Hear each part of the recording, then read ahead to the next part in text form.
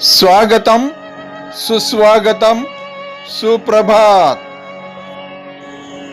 Jagdish social media network में आप सभी का दिल से स्वागत।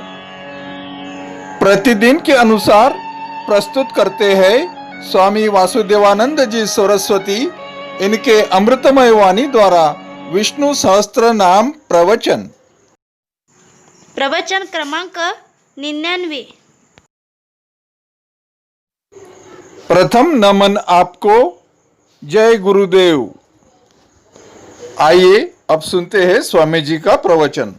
श्री विष्णु सहस्त्रनाम प्रवचन क्रमांक 99, श्लोक क्रमांक 22 और नाम क्रमांक 82। ओम त्र्यंबकं यजामहे सुगंधिं पुष्टिवर्धनम् उर्वारुकमिव बन्धनान् मृत्युर्मुक्षीयमामृतात्। समस्त जन कल्याण निरतं करुणामयं नमामि चिन्मयं देवं सद्गुरुं ब्रह्मविद्वरं। शान्ताकारं भुजगशयनं पद्मनाभं सुरेशं विश्वाधारं गगनसदृशं मेघवर्णं शुभांगं लक्ष्मीकान्तं कमलनयनं योगिभिर्ध्यानगम्यं वन्दे विष्णुं भवभयहरं सर्वलोकैकनाथम्। ईश्वरो विक्रमे धन्वे मेधावी विक्रमः क्रमः अनुत्तमो दुराधर्षः कृतज्ञः कृतिरात्मवान्। ओम कृतये नमः। ओम तत्सत्। कृतज्ञ नाम से भीष्म पितामह महाराज ने यह बताया कि किए हुए उपकारों को जो जानता है वह परमात्मा कृतज्ञ है।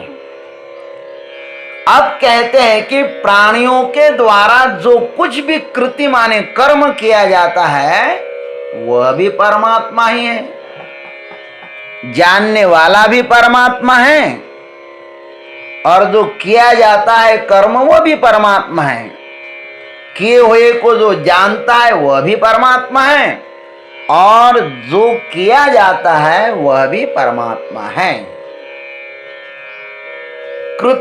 कृति का अर्थ है पुरुष प्रयत्न के आधार रूप। भाष्यकार और इसका सरल अर्थ करते हैं, पुरुष प्रयत्न कृति है क्रिया वा सर्वात्मकत्वात् तदाधारतया वा लक्ष्यते कृत्येति वा कृति है। पुरुष प्रयत्न का या क्रिया का नाम कृति है।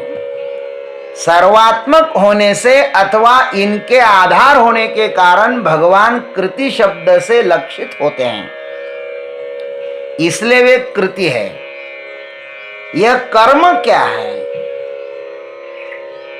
देखो ये कर्म जो है ना वही भगवान है ना, तो ये कर्म क्या है?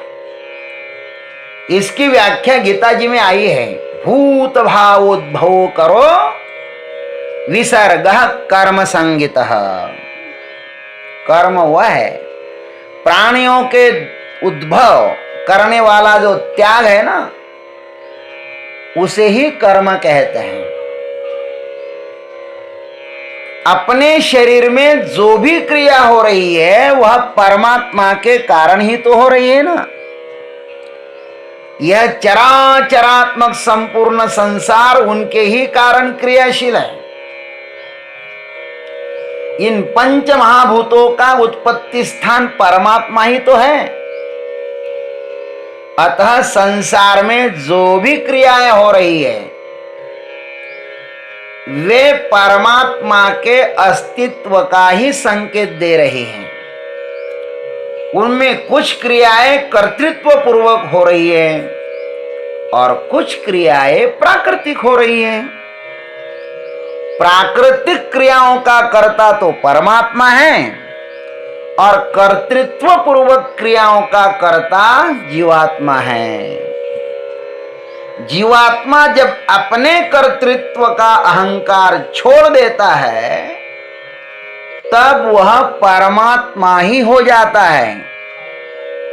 अरे भाई, कर्तृत्व का अहंकार ही तो अज्ञान है ना, और अज्ञान का अर्थ है जो भीतर और बाहर से सिर्फ अहंकार से लबालब भरा हुआ है। अज्ञान ही अहंकार का बोझ ढो सकता है। इस सृष्टि में अहंकार करने जैसा हमारे पास कुछ भी नहीं है। करने वाला कर्ता भी वही परमात्मा है, जो किया जाता है वह कर्म भी भगवान है,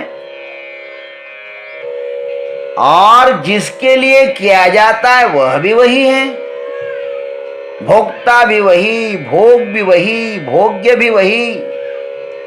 हम सिर्फ इतना ही अनुभव करें, यह सब मेरे से गुजर रहा है,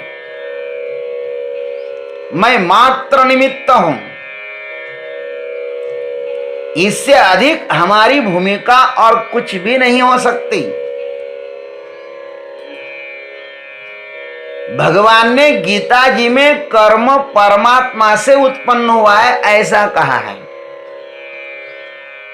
जो परमात्मा से उत्पन्न होता है ना, वह परमात्मा के पास ही तो लेके जाता है ना, ऐसी भावना करो। आइए उन श्लोकों का गान करते हैं।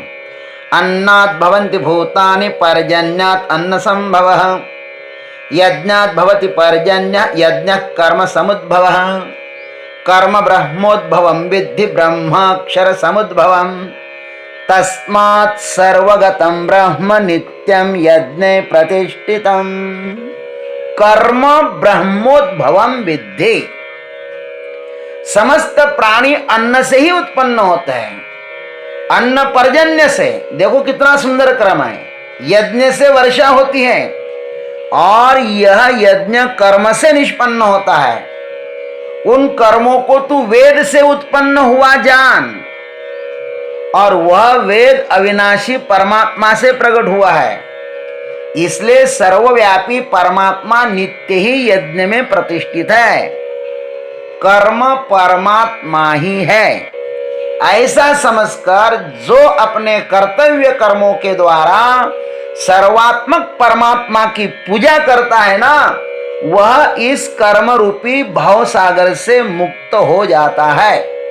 ऐसा भगवान ने स्वयं गीता में कहा है।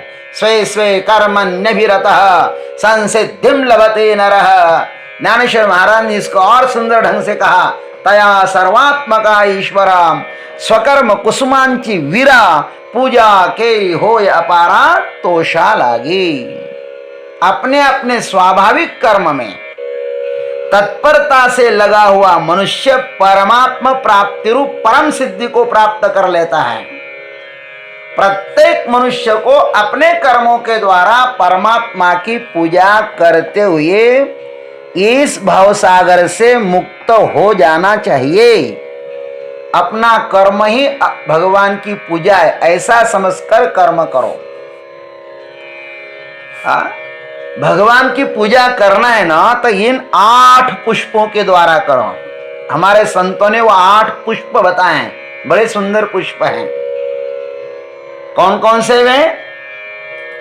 अहिंसा प्रथमं पुष्पम, पुष्पम इंद्रिय निग्रह, सर्वभूत दया पुष्पम, क्षमा पुष्पम विशेषतः, ध्यानं पुष्पं तपः पुष्पं, ज्ञानं पुष्पं तथैव च, सत्यमष्टविधं पुष्पं, विष्णोः प्रीतिकरं भवेत्। अहिंसा पुष्प है, इंद्रिय निग्रह पुष्प है, भूत दया पुष्प है, क्षमा पुष्प है, ध्यान, तप, ज्ञान और सत्य, ये 8 प्रकार के पुष्प हैं। और भगवान विष्णु को बहुत प्रिय है।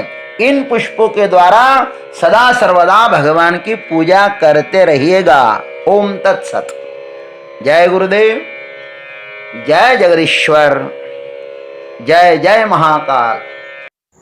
देवियों एवं सज्जनों, अभी आप सुन रहे थे स्वामी वासुदेवानंद जी महाराज इनके अमृतमय वाणी द्वारा विष्णु सहस्त्र नाम प्रवचन का अगला भाग लेकर कल सुबह फिर उपस्थित होंगे। हरि ओम।